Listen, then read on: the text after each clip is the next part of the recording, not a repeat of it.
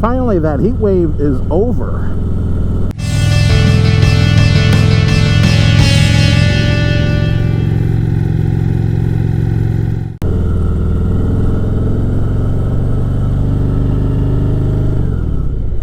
Hello YouTube, Region Rat Rider here. Hope everyone's having a great weekend.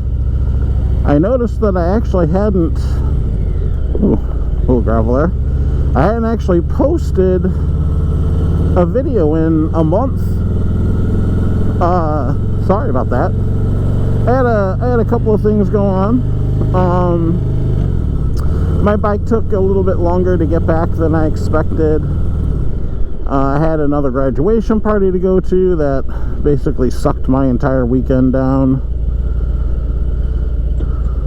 So this HRV is really, they're going like 12 miles an hour down the road. Anyway, yeah, so I just had a lot of stuff going on, and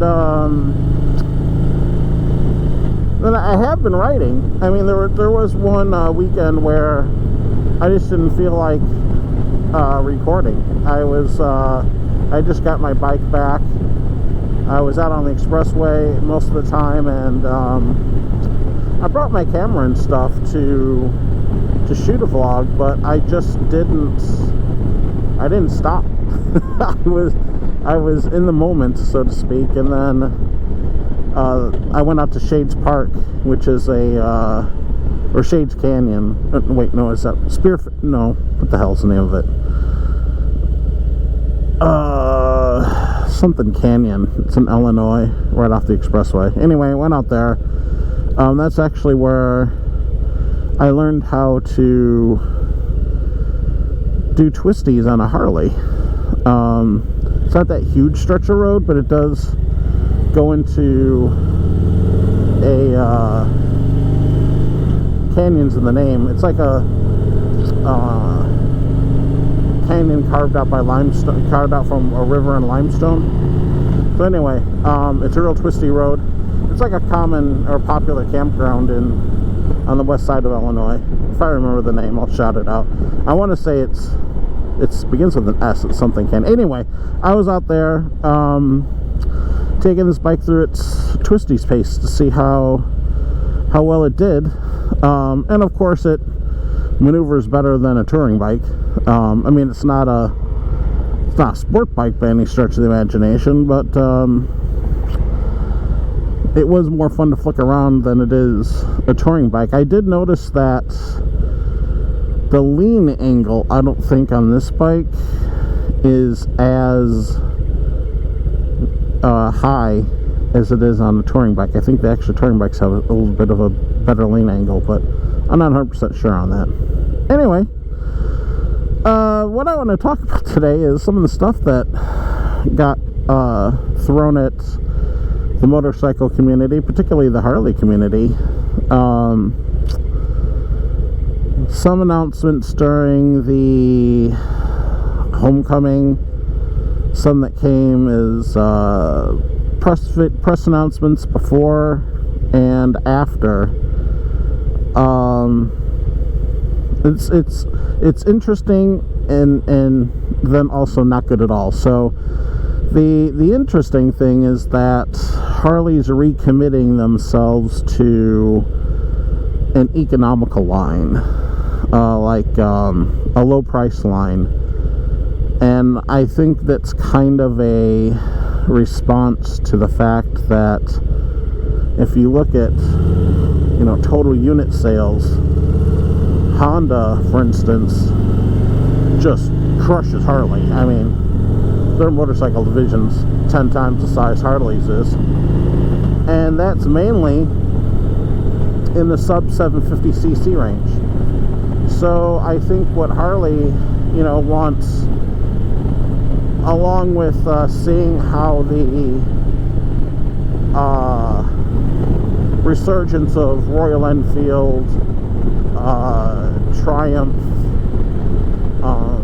mainly the British bikes, or they're actually Indian now, but Indian as in from India, but They're British manufacturers. I think Triumph's still a British company. Correct me if I'm wrong on that. But anyway, between them and Honda, I mean, Harley just doesn't have that market. They have no intro bikes, intro level bikes. They do, if you want to count like a $10,000 Nightster, but they don't have anything that costs $5,000, to try to get people into motorcycles. So in this memo that they sent out on their strategy while they're looking for a new CEO, they basically said, well, we're investing in a smaller, cheaper line of motorcycle that'll serve as an entry level. And the most fascinating thing about that was that they said they could sell it at an MSRP of around $6,000. Now, that is higher than most of those intro bikes, but still, if you could pull off, a stripped down cafe style bike, or a small cruiser for $6,000, I think that's going to get a lot of people in the showroom. The Harley sold a lot of the Evo Sportsters, and not because they were lifelong purchases, but because they were a way to get people into Harley Davidson. And that was a huge screw up. I mean, one of many screw ups. I'll get to their biggest screw up in my opinion. One of their many screw ups was getting rid of the Sportster line, the Evo Sportster line. Excuse me. And making the Sportster start at $12,000. That was just a stupid idea. So I don't think these are going to be Sportsters. I don't think they're going to be based on the that Rev Max engine. Maybe they are, I don't know. But a $6,000 Harley, I think, will do pretty good for their bottom line. It'll get people a lot of people in the door, I think. The other thing that they announced in the same memo was that they were going to be focusing more on, or reinvesting into Livewire. I don't know about that. I mean, I think there are people who buy Zeros, and there are some people out there, maybe I think 1,000 people a year, who buy Livewires. I just don't think there's a huge market for electric motorcycles. I think that if they were going to do that, their better bet would to have in my opinion, have a less powerful, longer range cruiser electric motorcycle. Like something that looked like this, that was this size, had a similar riding position, and got 300 miles to the charge, but it accelerated like about as fast as this did. So you have a less powerful engine in there that requires less energy, and you put a bigger battery in there, and you extend the frame to house that. If it looked like a Harley and it was electric, I think they may get some people who would buy it. I think the biggest problem to me with the Livewire was how it looked. If you're going into a Harley dealership, you're not expecting, or you're not interested in buying a bike that looks like the Livewire, or Zero for that matter. Maybe someone who was, is like shopping around for an Asian bike or an Italian bike might be inclined to buy a bike that looks like that. But someone who's buying a Harley Davidson, or an Indian for that matter, if that's what you're shopping around for, a big V-twin motorcycle, you're not going to be enticed to buy an electric bike that looks like the Livewire. It's just not going to happen. But if you made it look like this and it was electric, well, I mean, maybe you'd have something there. But, I don't know. I know that there are countries and there are states that are really pushing electric.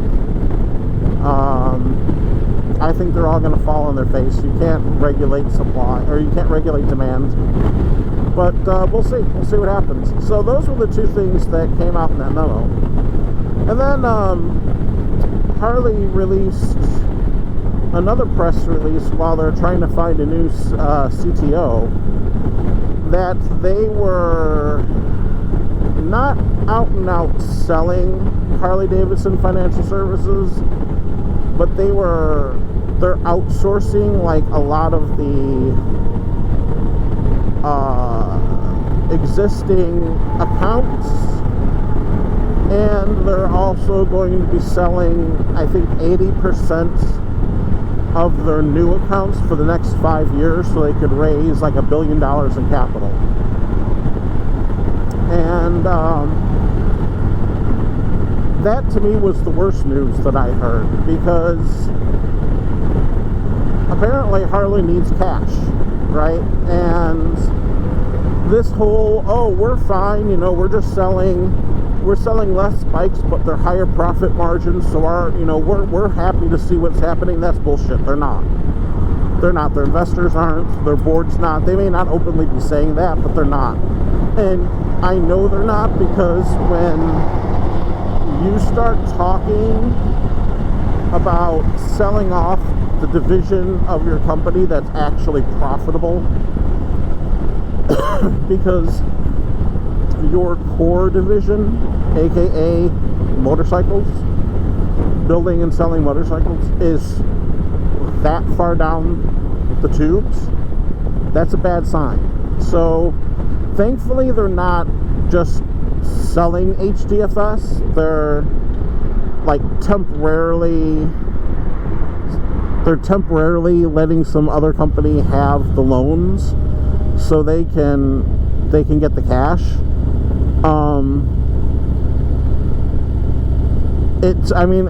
You have to do something radical, right? If you're that far down that you're selling your one division, that you're leasing out your one division that makes you the money to raise capital, you're in trouble. So I think the writing's on the wall for what Harley has done to themselves,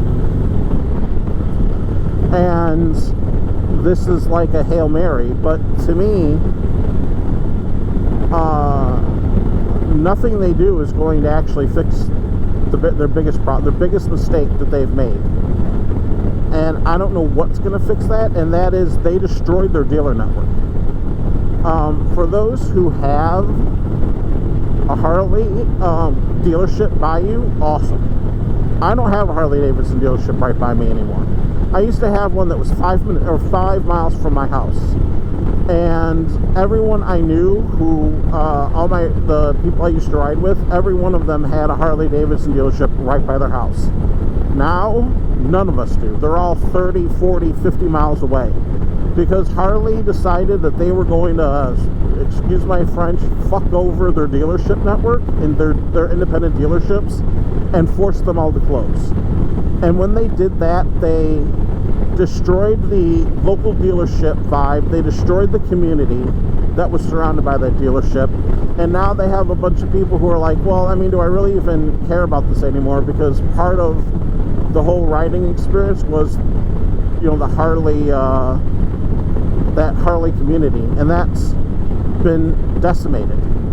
I think Indian Polaris is actually on pace in the next 5 years to have a better dealer network than Harley-Davidson. And that is just ridiculous. Kudos to Indian, but that is frickin' ridiculous that is even a thing. So I don't know how they're going to fix that. Obviously, it has impacted their bottom line, because if it didn't, they wouldn't be selling off HDFS. And I know, they're not technically selling it. They're like lending it out for a temporary influx in cash. But, over those next 5 years that they've done this, they're not going to be getting the HDFS revenue. So, where are they going to get that money from? You know, they got $1 billion for it, but in the long run, those finance companies are far better off in this deal than Harley is. So what's Harley going to do, right? Well, it's not like they're making money off their motorcycles, apparently. So every year, you know, you see double-digit dips in sales figures. So it kind of sucks. You know, I don't know what's going to happen to Harley. I'm pretty. I gotta be honest. This is like the first time I've looked at Harley Davidson and been like, they're in a lot of trouble. They're in a lot of trouble, in my opinion. So that's my rant. I had to get that off my chest. Sorry for being a little melancholy. I hope I promise my next video will be much more enlightening. Hopefully my next video I'll actually have a riding buddy with me. Fingers crossed. Knock on wood. But we shall see. But anyway, I'm gonna do my ride today. Thanks for coming on the trip with me and listening to me complain. This is Rant Rider signing out. Hopefully you get this video live today, Sunday, August 2nd, I think, 3rd? It's the first Sunday in August, so that's when I'm shooting this. So hopefully I get this out the door, and I hope everyone has a great weekend, the rest of their weekend, and a great work week ahead, and I will talk to all of you later.